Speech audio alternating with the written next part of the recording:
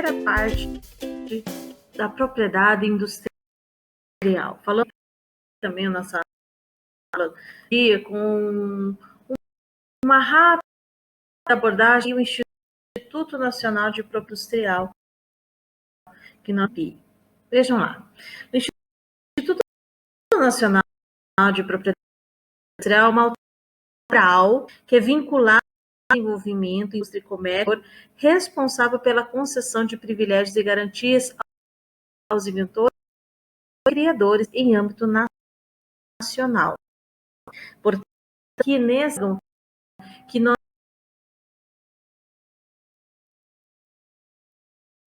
vamos levar aqueles desenhos, aqueles direitos industriais que nós trabalhamos nas aulas passadas, certo? Bom, o que o INPE faz efetivamente, além de receber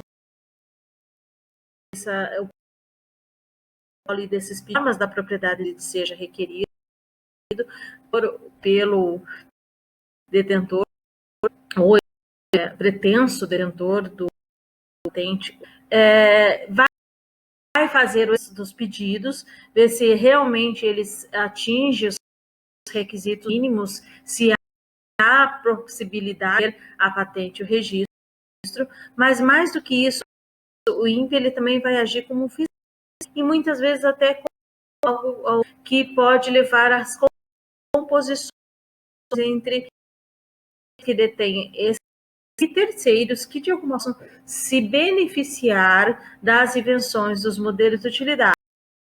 Também ele vai fazer uma fiscalização em relação à marca e no desenho industrial, no sentido de que ele recebe alguma informação sobre o fato de que está sendo utilizados de forma de algum tipo de desrespeito, ele pode agir também, tá certo? Então, acaba também indo além da questão administrativa e processual.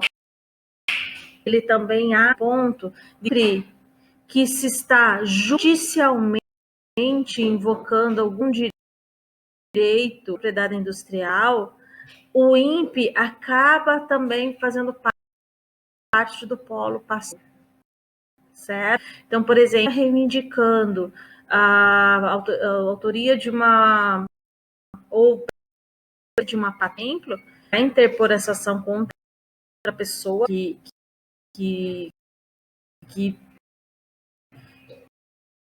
mas porque esta decisão ela vai interferir nos registros do INPE também, certo?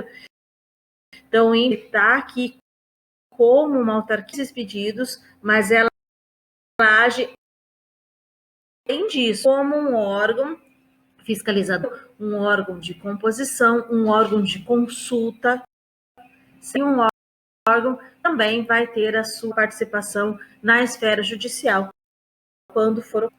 Enfim, nós passaremos a ver sobre a patente, aquilo que é para as invenções e os de utilidade. Proteger do quê? Na verdade, a patente ela vai conceder ao titular o direito que ele tem sobre a sua invenção, no sentido pessoal, que é dele garantir a autoria, mas principalmente na esfera material, porque aí cabe decidir, a ele, detentor da patente, vai licenciar ou não. O que é licenciar? Vai permitir que outro utilize ou não. Nós vamos ver aí na sequência que licenças que serão compulsórias, ou seja, serão impostas. São casos muito específicos, porque via de regra, a patente concede ao seu detentor o direito dele estabelecer como essa invenção vai ser usada, explorar individualmente, se quem autoriza a explorar, tá certo?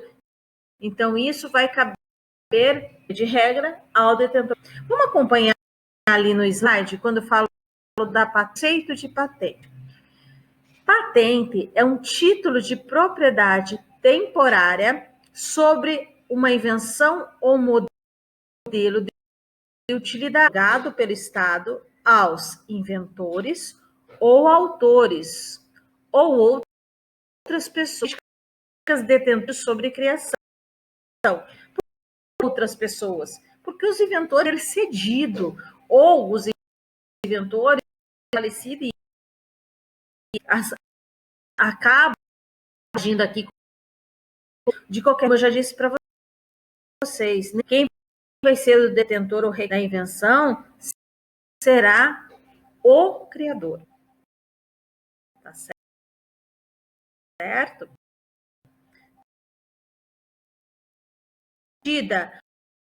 Técnico da pessoal, quero que vocês saibam de uma coisa. A patente, ela não reserva ao seu detentor medo sobre como ele resultado. A patente faz dar público de como o criador obter aquele resultado, tá certo? Isso é importante dizer, justifica as razões pelas quais alguns preferem não realizar a patente, porque isso só vai ligar o uso durante o período que durar a patente, que é uma proteção temporária. Depois ela cai no domínio público. Depois, aquela invenção de utilidade, patente são para esses dois. E assim, existirá um período em que esta patente, a partir do patente, ela tem sigilo. No entanto, depois desse momento de sigilo, vai haver a propriedade industrial de como se chegou àquele resultado. Tá certo? Bem, vamos voltar aqui.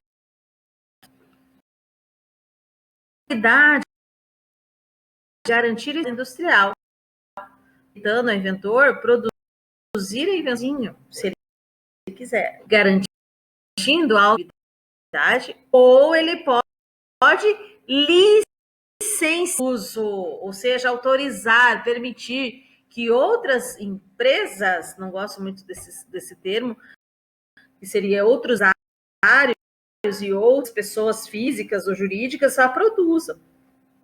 E eles vão poder fazer isso através da licença de uso, que o inventor garante receber de uma remuneração de royalties. Tá certo?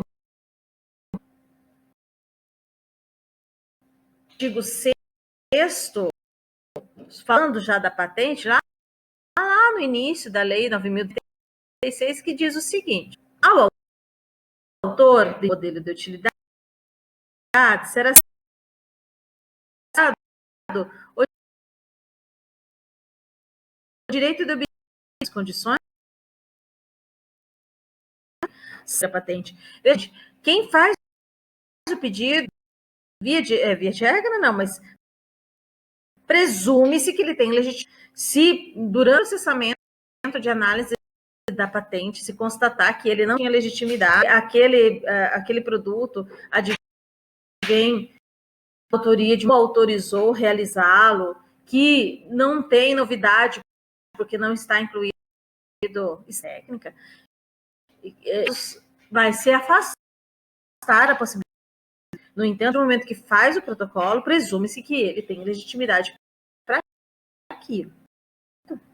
Parágrafo 2º. A patente poderá ser requerida em próprio os herdeiros do autor, né, aquele que criou, pelo cessionário, por alguém que teve cedido aquele direito, e quem a lei ou contrato de trabalho ou de prestação de serviços determinar que pertence à titularidade. Pessoal, tem uma regra específica sobre prestação de serviços de contrato, e por mais que tenha a invenção modelo de utilidade, nem sempre a patente será dele. Nós vamos ter regras específicas assim. Se o contrato, se a natureza do contrato da criações, pesquisas, ter a titularidade da patente ao empregador, certo? Nós temos casos também, mas esse é o caso assim específico, claro que quem realizou a ação já não tem idade para requerer a sua patente. Vamos ver isso com mais detalhes depois. Terceiro, tratar de invenção ou modelo de utilidade realizado por 2 ou mais pessoas. Isso também é possível, né? A patente poderá ser requerida por todas ou qualquer delas, mediante nomeação e qualificação das demais, para ressalva dos respectivos direitos. Aqui, na verdade, ele está possibilitando que nem todos precisam se dirigir ao INPE ou providenciar o requerimento quando nomeado por algum deles como inventor também, tá certo? Ainda o artigo 7º da Lei 9.279, regulando a patente, já lá desde o início, diz mais ou menos assim: 2 ou mais tem realizado a mesma invenção ou modelo de utilidade de forma independente, o direito de obter patente será assegurado àquele que provar o do mais antigo, independentemente das datas de invenção ou criação. Pessoal, olha só, o que está prevalecendo quando tenho 2 pedidos semelhantes?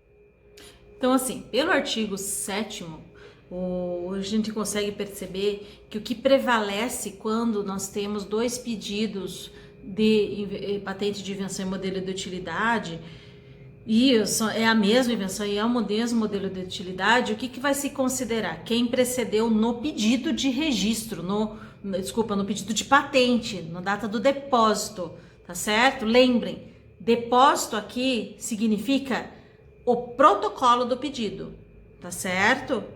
Aqui eu não estou falando de depósito como depósito de dinheiro, não estou falando nada disso. Depósito é o nome que se dá ao ato de protocolo, ao ato de requerimento da patente ou do registro, tá certo?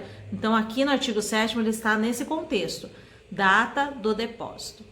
Portanto, não vai prevalecer a prova de quem criou primeiro, quem chegou naquele resultado por primeiro, nada disso. O que vai prevalecer é quem fez o pedido primeiro, tá certo? A formalidade aqui é o que vai prevalecer, ok?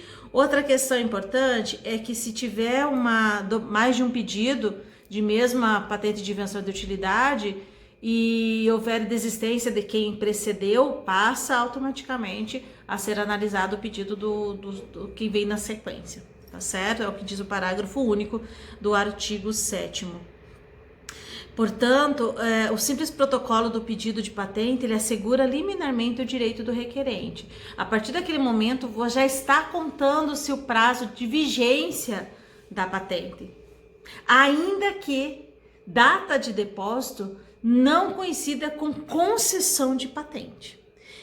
Isso acontecerá em momentos diferentes, que é mais ou menos o que a gente vai ver na sequência.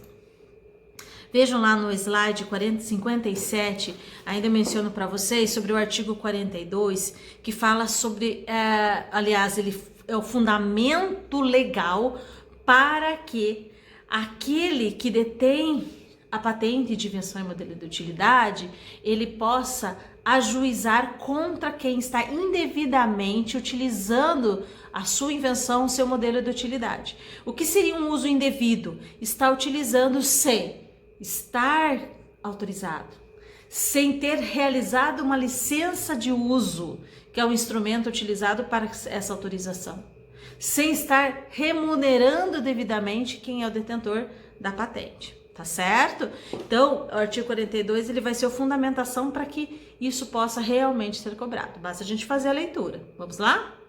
Artigo 42.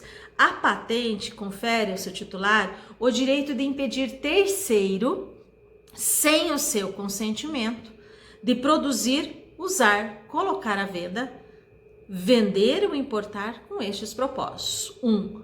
produto, objeto de patente. Segundo, processo, produto obtido diretamente de processo patenteado.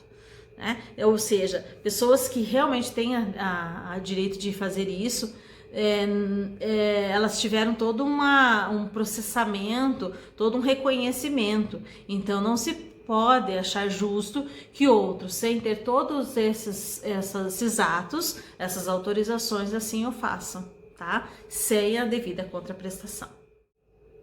Eu gostaria que vocês agora prestassem bastante atenção no que diz respeito aos prazos, a vigência da patente. Então nós vamos ter prazos diferentes para a patente de invenção e para a patente de modelo de utilidade, certo? Observe no slide 58 que os prazos são para invenção 20 anos e para o modelo de utilidade 15 anos. Mas, gente, vamos prestar bem atenção nessa parte que é importante. Olha só. Existem dois momentos distintos no que diz respeito à contagem desses prazos. Nós temos a data do depósito, que é a data do pedido de patente. O momento em que o detentor ele fez o pedido perante o INPE. E existe um outro momento chamado de data ou momento da concessão da patente. O que está se concedendo nesse momento? Está se concedendo a carta patente, tá certo? Por que isso não vai ser no mesmo momento? Porque o pedido, ou seja, a data do depósito, ele vai iniciar todo o processamento de análise se realmente aquela pessoa tem todas as condições, se realmente aquela invenção, modelo de utilidade tem todos os requisitos para poder realmente ser concedido a carta patente, certo? Então esse momento em que ela realmente será concedida é outro e ela pode demorar anos para sair, certo? Fato é que a proteção de uso dessa patente já iniciou com a data do depósito. Tudo bem até aí? Pessoal, seguinte, a invenção é 10 anos, modelo de utilidade é 15 anos. Porém, a lei garante o seguinte, que a partir da concessão da patente para a invenção, eu tenha que ter mais 10 anos. A partir da concessão da patente para o modelo de utilidade, eu preciso ter mais 7 anos. O que significa isso? Que muito embora eu já esteja contando o prazo desde a data do depósito, eu tenho que ter assegurado que da sua concessão eu tenha mais 10.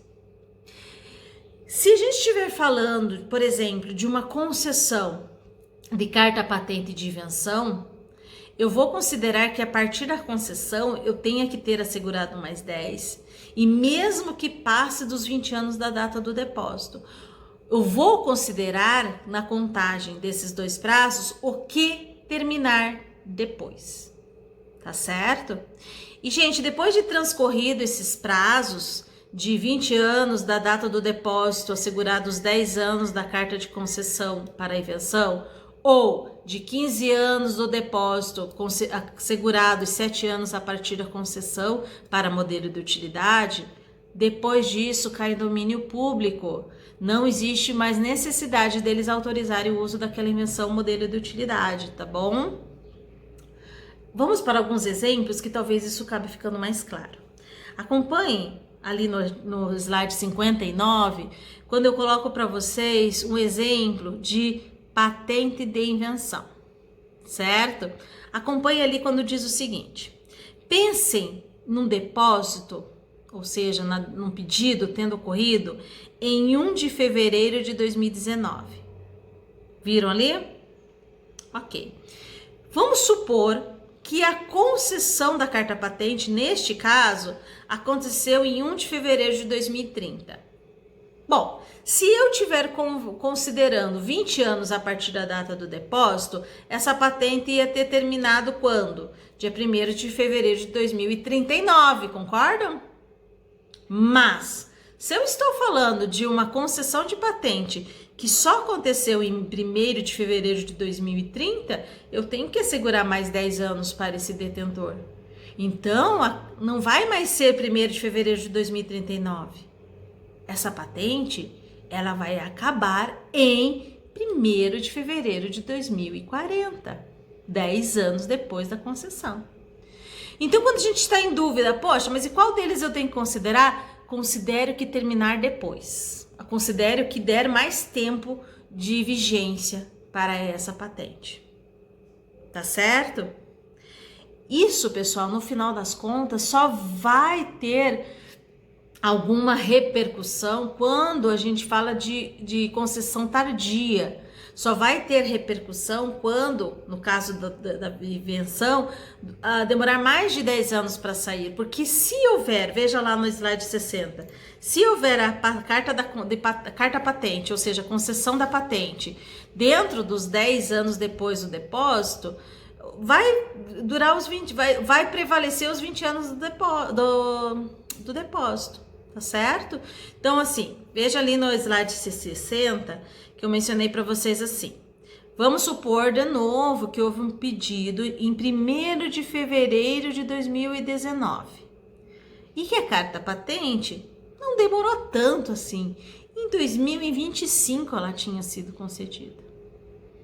Bom, se eu for considerar 20 anos da data do depósito, vai terminar em 1º de fevereiro de 2039. Ele, nessa data de 1º de fevereiro de 2039, ele teve assegurado 10 anos a partir da concessão da patente? Sim. Então, é essa data que vai prevalecer.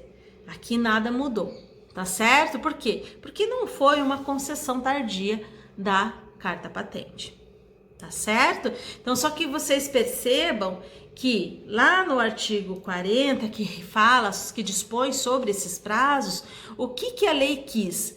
Quis proteger o detentor da patente dele não ser prejudicado demasiadamente pela demora da concessão da carta patente, certo? Assegurando-lhe um prazo mínimo de tempo pós a devida concessão, ainda que isso supere o prazo de vigência prevista no caput do artigo 40, que eu quero que vocês acompanhem comigo, por favor. Vamos lá. A patente de invenção vigorará pelo prazo de 20 anos e a de modelo de utilidade pelo prazo de 15 anos, contados da data do depósito. Parágrafo único. O prazo de vigência não será inferior a 10 anos para a patente de invenção e 7 anos para a patente de modelo de utilidade, a contar da data da concessão, ressalvada a hipótese de o INPE estar impedido de proceder ao exame de mérito do pedido por pendência judicial comprovada ou por motivo de força maior. Então vejam lá, pessoal, prazo de vigência 20 anos para a invenção, 15 anos para o modelo de utilidade, assegurando 10 anos da carta da patente para a invenção, 7 anos da carta patente para o modelo de utilidade, o que terminar depois, certo? Salvo se esta demora foi causada por um processo judicial ou por motivos de força maior, conforme diz o parágrafo único do artigo 40 da Lei 9.279 de 96, certo? Essa questão do prazo, na verdade, ela é simples, mas ela traz uma certa confusão no seu texto. Por isso que eu tento explicar para vocês da forma mais detalhada possível, porque o prazo de vigência é uma questão bastante importante para os detentores da patente. Bom, e quais seriam os requisitos? Temos lá os requisitos da patente no slide 62. Por favor, acompanhem. Seria novidade, ou seja, não pode estar compreendido no estado da técnica, tal qual nós estudamos lá no início da patente da invenção em modelo de utilidade, tá? Para relembrar, estar compreendido no estado da técnica é ser novo. E o conceito disso está no artigo 11, parágrafo 1º da Lei 9.279 de 96. Também tem que ter aplicação industrial. certo? Tem que ser útil, ter mercado, ser possível de reproduzir, igual a patente e o modelo de utilidade, como eu já falei para vocês. Tem que ser fruto da atividade inventiva, ou seja, não pode ser constatação mera descoberta, e tem que ser lícito. Talvez isso seja o ponto que acrescenta nos requisitos propriamente dito da invenção e do modelo de utilidade. Quando a gente fala em patente, praticamente a gente está falando dos mesmos requisitos dos direitos que ele tutela, né? Os mesmos requisitos que a gente viu lá na invenção são os mesmos requisitos da patente aqui. Mas aqui eu acrescento mais um, que é a licitude, certo? Eu vou considerar patenteável o que for destinação lícita. O que for ilícito não se patenteia, tá bom? Vamos continuar agora no slide 63, que fala das licenças. Bom, então, vamos partir da ideia de que quem detém a patente, ou ele vai reter o direito de exclusivamente usar a sua invenção, ou ele vai autorizar que outro utilize, tá certo? Pois bem, como que ele autoriza a terceiros o uso de sua invenção, modelo de utilidade? Através de um contrato de licença de uso. É ali que você estabelecerá, por exemplo, a sua remuneração, seus royalties. Às vezes até o tempo, né, que isso pode durar, uma série de outras condições. Aliás, essas condições elas podem contar com o auxílio do próprio INPE, inclusive na hora de estabelecer o valor, tá certo? A licença de uso, portanto, a gente está falando de um contrato voluntário, de um contrato feito entre as partes, tranquilo, certo? Que só vai ter efeito em relação aos terceiros a partir do momento que eles fizerem o registro lá no INPE. Agora, pode aquele que detém a patente receber uma sanção do INPE, aplicando-lhe a licença compulsória. O que seria a licença compulsória? É uma forma de você penalizar eventuais abusos de quem detém a patente de invenção, modelo de utilidade. Deixa eu falar um pouquinho mais da licença de uso. Ali no slide 64 eu coloquei para vocês que é o caso da licença voluntária, prevista no artigo 61 nos seguintes termos: o titular de patente ou o depositante poderá celebrar contrato de licença para exploração. Então a gente está falando aqui no artigo 61 que tanto aquele que já teve a concessão da carta patente, como aquele que já tem a proteção desde o dia do depósito, porque ele aqui está constando como depositante, ele já pode fazer esse contrato de licença, certo? Inclusive para explorar economicamente. Parágrafo único. O licenciado poderá ser investido pelo titular de todos os poderes para agir em defesa da patente. Ele pode, inclusive, agir como um procurador. 62. O contrato de licença deverá ser averbado no INPE para que produza efeito em relação a terceiros. Então, vocês percebam que o INPE aqui age também nessas condições. Ele registra esses contratos para que terceiros possam ter conhecimento do seu conteúdo. Parágrafo 1º. A averbação produzirá efeitos em relação a terceiros a partir da data da sua publicação. E por fim temos o parágrafo 2º, que para efeito de validade de prova de uso, o contrato de licença não precisará ser averbado no INPE. Ou seja, entre as partes não precisa ser averbado no INPE, mas para que tenha efeitos perante terceiros, sim. Tá certo? Pois bem, agora eu quero falar da licença compulsória. Gente, aqui no slide 65, a licença compulsória, ela está bastante simplificada, justamente porque eu queria, porque ela traz uma série de informações na sua legislação, tá certo? Então eu vou falar para vocês assim sucintamente o que se refere. Aqui a gente está falando de uma penalidade imposta pelo INPE ao detentor da patente. Por quê? Porque ele está abusando daquele direito. Nós temos a previsão legal de que aquele que abusa economicamente, inclusive não colocando à disposição no mercado em quantidades suficientes para, para o público que necessita daquela invenção, ou então coloca em valores muito altos, certo? Ou dispõe no mercado em apenas parte daquilo que lhe foi concedido, ele pode sofrer esse tipo de sanção.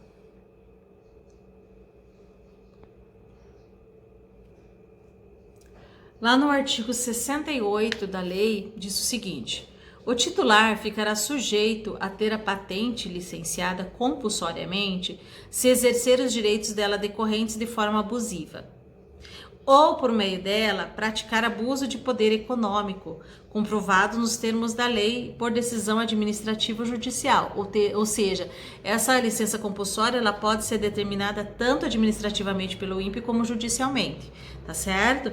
E aí, seja igualmente licença compulsória, que diz ali no parágrafo 1º, é esses casos que eu quero que vocês percebam. Primeiro, a não exploração do objeto da patente no território brasileiro por falta de fabricação, ou seja, não deu licença a ninguém, mas também não está fabricando, ou fabricação incompleta do produto, não deu licença a ninguém e também não está oferecendo de forma completa, ou ainda a falta de uso integral do processo patenteado, ressalvados os casos de inviabilidade econômica, quando será admitida a importação, tá certo? Então aqui a gente está falando de casos em que não tem justificativa. Se tem uma justificativa, não estou produzindo porque eu não tenho viabilidade econômica para isso, aí tudo bem, mas nem isso tem, não pode. E 2, a comercialização que não satisfizer as necessidades de mercado. Aqui a ideia é não explorar isso de uma forma abusiva. Então muitas vezes se torna raro um determinado produto propositadamente para elevar o preço. Isso pode ser punido dessa forma. Então a licença compulsória não quer dizer que eles não vão receber os royalties. A licença compulsória ela vai vir como sanção. Tá, espontaneamente você não concedeu a ninguém esse uso. Então nós estamos aqui para lhe impor que outra pessoa também explorará para satisfazer as necessidades do mercado. Tá certo? Nós temos mais sobre a questão das licenças compulsórias. Só deixa eu colocar aqui para vocês nos mesmos termos do resumo. Então, a licença compulsória, ali pelo slide 65, eu manifesto para vocês da seguinte forma, que é uma sanção aplicada para o titular da patente que não está explorando injustificadamente a invenção da utilidade. Ou que explora, mas não atende às necessidades do mercado. Ou que comete abusividade no exercício do direito. Ainda, quando uma nova patente com substancial progresso técnico depender desta e não houver acordo com o titular da primeira patente concedida. E, por fim, quando houver emergência nacional e interesse público. Nossa, quanta coisa, né? Então, vamos por partes. Então, nós acabamos de ver lá no artigo 68, parágrafo 1º, as questões sobre o não fornecimento, ou não colocação, a não oferta dentro das necessidades de mercado e o abuso econômico. Aí na outra questão que eu menciono para vocês, quando outra invenção depende da concessão da patente, aqui é para evitar que não haja um progresso tecnológico. Eu quero que vocês me acompanhem lá no artigo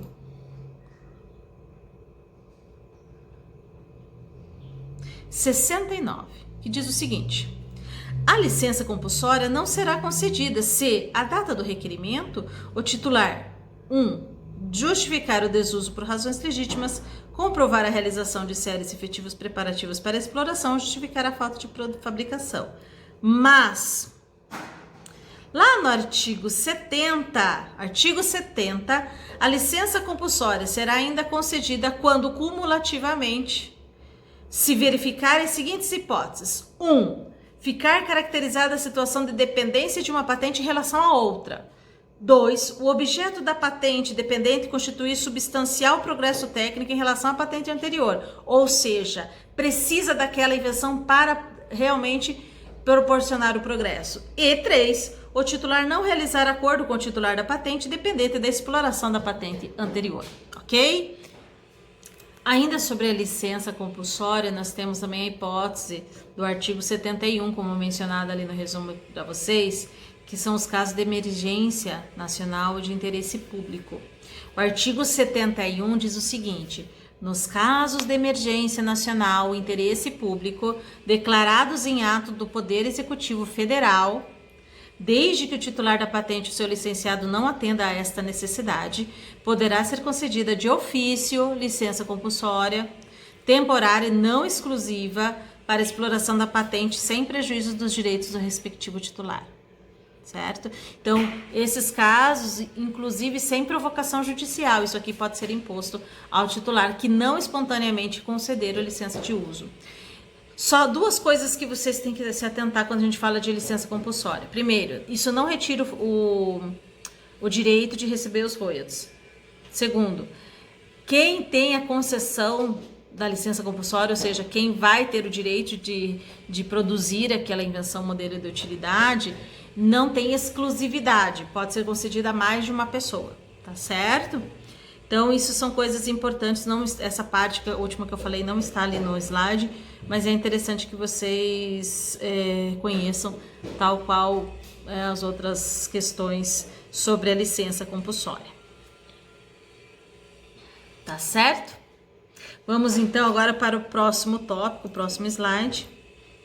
Vamos lá.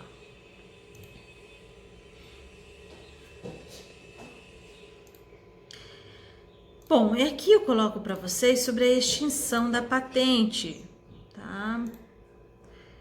Quando é que ela vai acabar? Primeiro caso é o prazo de vigência, né? Havendo prazo de vigência aí de 20 anos para invenção, 15 anos para o modelo de utilidade, assegurados os 10 para a invenção da concessão da patente e 7 anos da concessão para o modelo de utilidade, expirou e, portanto, caiu em domínio público. Esse é o mais comum. Mas também pode acontecer por renúncia do titular, aquele abrir mão simplesmente dessa patente. Quando houver caducidade, a caducidade, gente, nesse caso vai acontecer se depois da licença compulsória passar 2 anos e aquele para quem foi cedido também não realizou a produção da invenção. Neste caso, extingue a patente. Falta de pagamento da taxa do INPE, que fica obrigado o seu titular, e a falta de representante legal no Brasil, certo? Aliás, isso seja na patente, seja no registro, falta de representante legal no Brasil, ou seja, quando se deve reportar a alguém sobre aquela patente ou sobre aquele registro e não tem a quem aqui no país, isso faz extinguir a proteção que foi requerida, tá certo? Bom, mas isso também, nós temos aí a previsão do artigo 78, que basta a leitura desses dispositivos para vocês acompanhar os casos de extinção. Mas eu não posso deixar de falar para vocês ainda, no que pertine à patente, sobre a titularidade da patente entre empregado e empregador. Esta questão aqui é bastante discutida, inclusive nos âmbitos dos tribunais, a gente tem várias discussões acerca para dizer quem é que tem a legitimidade sobre as invenções e os modelos de utilidades criados dentro do contrato de trabalho. Pois bem, como que ficou mais ou menos definido isso na legislação? Vai ser titular da patente o empregador quando? Quando o contrato de trabalho tem como objeto a criação da invenção criada. Ou seja, o empregado foi contratado para realizar aquela invenção, ou a natureza do contrato diz respeito a criações e pesquisas, tá certo? Então, eu contratei aquela pessoa para trabalhar em cima daquela pesquisa, para trabalhar em cima da produção de um determinado bem, e ele conseguiu. Então, é do empregador, tá certo? Mas, será do empregado? Quando? Não precisava nem ter escrito isso, gente, é uma questão bem óbvia. Quando a invenção é desvinculada do contrato de trabalho, obviamente, né? E para esta criação não se utilizam os meios de produção do empregador. Então, o empregado, independente de qualquer meio fornecido pelo empregador, e ele mesmo criou e não fazia parte da sua atividade, não era da natureza da sua função, isso é só dele, certo? Óbvio, né, gente? Não está nem fazendo parte do contrato e nem foi usado instrumentos do empregador. Mas se fala em titularidade comum, quando? Quando o invento foi criado pelo empregado utilizando-se dos meios de produção do empregador. Ou seja, quando foi uma iniciativa do empregado, mas para ele chegar àquele resultado, ele se utilizou dos meios proporcionados pelo empregador.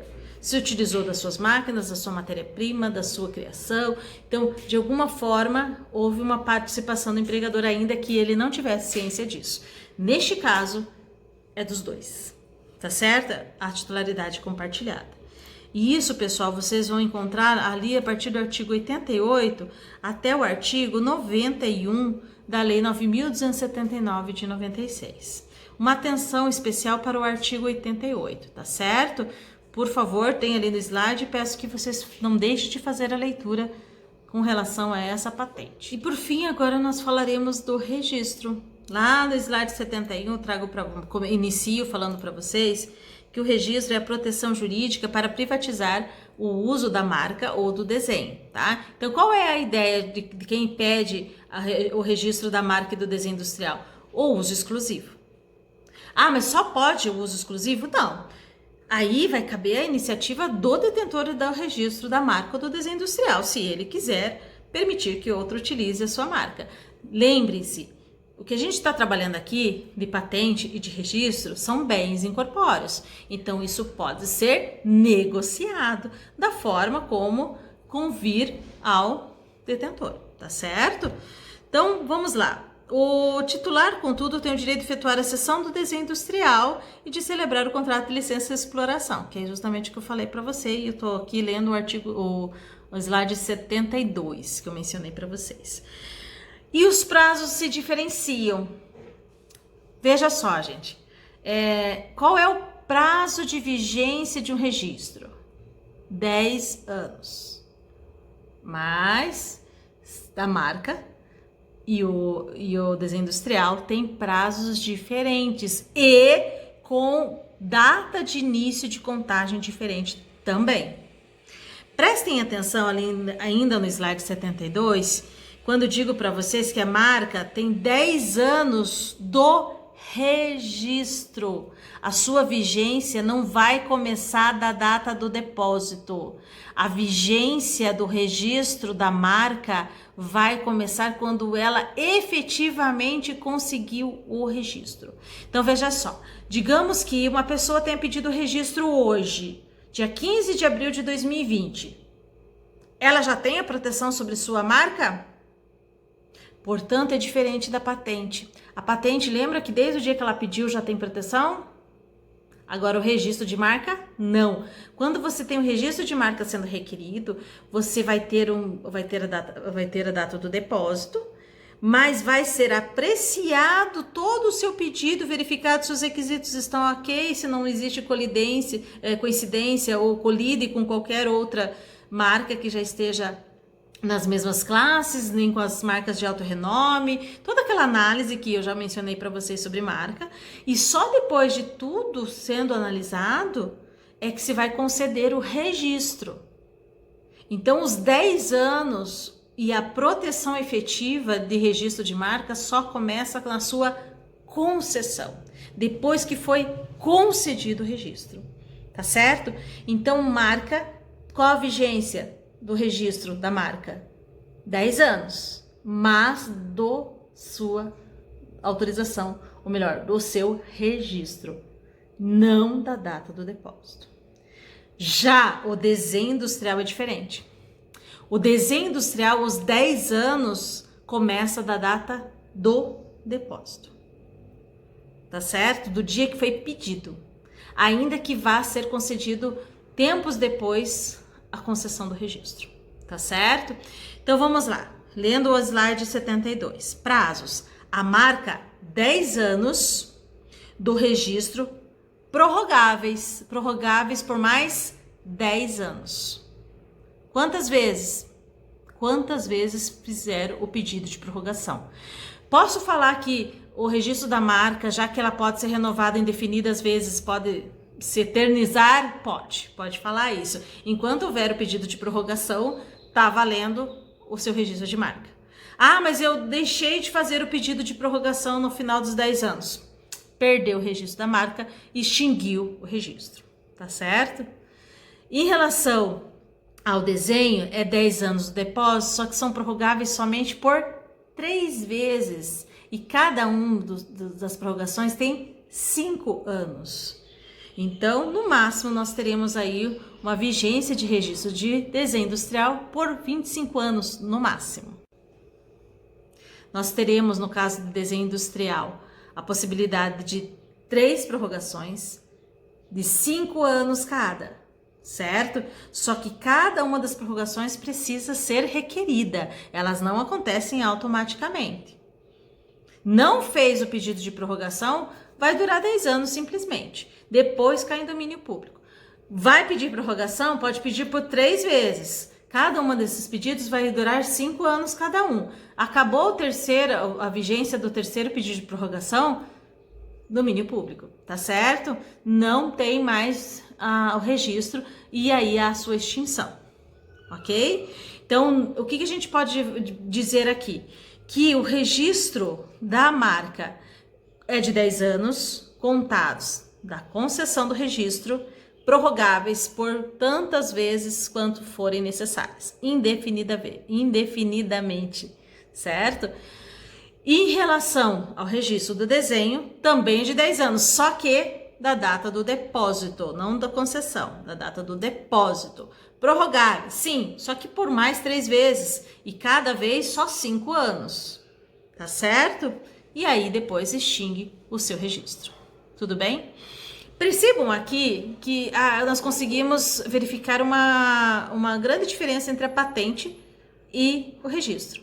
Gente, patente não é prorrogável. A gente não consegue prorrogar por mais 20, por mais um tempo, certo? O máximo que pode acontecer é assegurar um tempo pós concessão de patente, tá certo? Agora, o registro é prorrogável, tá? Se fosse para a gente apontar qual a diferença de patente com registro, uma das diferenças é justamente essa. Patente, improrrogável. Registro, prorrogável. Tudo bem? Bom, lá no slide 73, vocês têm a previsão do artigo 108, que fala do registro do desenho industrial, nos seguintes termos: o registro vigorará pelo prazo de 10 anos contados da data do depósito, prorrogável por mais 3, períodos sucessivos de 5 anos cada. E no artigo 133 nós temos: o registro da marca vigorará pelo prazo de 10 anos contados da data da concessão do registro, prorrogável por períodos iguais ou sucessivos, certo? Portanto, indefinidamente. Esse pedido de prorrogação tem que ser feito antes dele acabar, tá? Mas lá no parágrafo 2º do artigo 133 é dado uma chance, vamos dizer assim. Se o pedido de prorrogação não tiver sido efetuado até termo final da vigência do registro, o titular poderá fazê-lo nos 6 meses subsequentes, mediante o pagamento da retribuição adicional. Então, ele pode ainda fazer mais um pedido de prorrogação até 6 meses depois que expirou o prazo de vigência do registro, tá certo? Quais são os requisitos do registro? Originalidade, que seriam os mesmos da marca e do desenho. A novidade, a licitude e moralidade. O que não é lícito, o que não é moral, o que não convém, não está de acordo com os bons costumes, não vai ser registrado. E tem que ser veraz. Veraz por quê? Porque tem que fazer referência àquilo que realmente se está propondo. Então, eu faço referência a uma marca de um produto, fazendo com que isso, de alguma forma, induza em erro alguém, induza em erro o consumidor, certo? Isso não vai ser registrado. Então, é um dos motivos pelo qual um registro pode ser negado. E a marca nem prosperar, tá certo? Eu coloquei aqui num quadro comparativo para vocês, lá no slide 75, como que se extingue o registro da marca e do desenho industrial, tá? Porque tem diferenças também. Muito embora o registro seja o mesmo tipo de tutela, é interessante perceber que o tratamento, conforme a natureza do desenho industrial, ele se adequou à natureza da marca e do desenho industrial. Mais ou menos isso que eu quero dizer. Por quê? Porque um tem o interesse de ser referência a um produto, o quanto esse produto ficará no mercado pode ser indefinido. Já o desenho industrial, ele tem a intenção de proteger um formato de um determinado produto que no decorrer do tempo acaba perdendo a sua originalidade e não tem muito mais razão para que se mantenha aquele registro internamente, tá? Mas vamos lá, nós temos ali as causas de extinção do registro. Para a marca, Quando que vai se extinguir o registro? Primeiro, quando expirar o prazo de vigência e não houver pedido de prorrogação, obviamente. B, renúncia total parcial. Porque renúncia total, tudo bem, né? Não quero mais saber desse registro. Mas por que parcial? Porque o mesmo titular pode ter registro de marca em várias classes e ele pode renunciar a algumas delas. Certo? Lembra que cada registro de marca ela acontece em classes conforme a natureza da atividade, do produto ou do serviço. C, caducidade, coisa que não vai ter lá no outro tipo de registro, tá? Quando que eu vou considerar a caducidade como motivo para extinção do registro de uma marca? Lá na letra C diz o seguinte: se dentro de 5 anos consecutivos não tiver sido utilizada ou tiver sido interrompida por igual prazo, ou se tiver sido usada com modificação que altere seu caráter distintivo original, tal como constava do certificado de registro, salvo justificativa do desuso por razões legítimas. Ou seja, registrou a marca e não usou. Registrou a marca e usou diferente. Ora, se é para usar diferente, se não é para usar para ser referência de produto ou serviço, para que tê-la, né? Então, nesse sentido, é que se considera extinto por caducidade, quando em 5 anos não tiver sido feito o uso devido, o uso tal qual foi registrado. E também, como eu já tinha dito para você, causa de extinção de registro, falta de representante do Brasil. Então, se o detentor da marca não tiver alguém, não precisa ele morar aqui, mas se ele não tiver nomeado alguém para representá-lo no país, extingue também o registro. Desenho industrial. Quais são as diferenças? Expirou o prazo de vigência e não pediu prorrogação ou já acabaram suas prorrogações. B, renúncia do titular desde que ressalvado o direito de terceiros. Por que direito de terceiros? Porque de alguma forma ou outra, esse titular ele pode já ter licenciado para que outro utilize aquele modelo e essa exclusividade ele foi prometida. Então, não pode, de repente, isso prejudicá-lo, né? Esse terceiro que foi o contratante. Falta de pagamento da taxa do INPE, que é uma taxa quinquenal, que é específica do desenho industrial, e a falta de representante legal se o domicílio do titular for em outro país, tal qual os outros casos de extinção também, tá certo? Nós temos aí como previsão o artigo 142 da Lei 9.279 de 96, o artigo 217, que é essencial para aqueles que não têm o detentor morando no país, tá certo? E o artigo 143, que também vai de encontro com os casos de extinção do registro de marca e desenho industrial. Tá certo, pessoal? Então, assim, a gente encerra aqui a terceira parte da propriedade industrial, só ressalvando para vocês a importância de conhecer da proteção jurídica que se dá e o direito de autoria e exploração que também se concede àqueles que realizam criações, sejam criações industriais no sentido de invenções e utilidades, seja no sentido de símbolos visualmente perceptíveis, né, para que se identifique produtos ou serviços, ou aqueles que dão um ornamento, um formato aos seus produtos e querem com esse formato de produto se assegurar dos direitos que tem, porque foi ele quem os criou, tá certo? Fico à disposição para vocês para eventuais dúvidas, também fico à disposição para vocês para demais comentários. Esse tema ele traz à tona muitas notícias, muitas questões que a gente se depara no dia a dia, então é legal essa discussão. Eu sei que a gente não está no ambiente ideal para que a gente possa fazer essas conversações, mas qualquer coisa que vocês tragam de novidades a respeito, seja através dos meios de comunicação que estamos tendo ou outras formas, até realmente vídeos que possam ser postados no nosso grupo, por favor, fiquem à vontade, tá bom? Fico então agora, pelos meios que nós temos, à disposição para perguntas, tá bom? Pessoal, até a próxima. Tchau, tchau.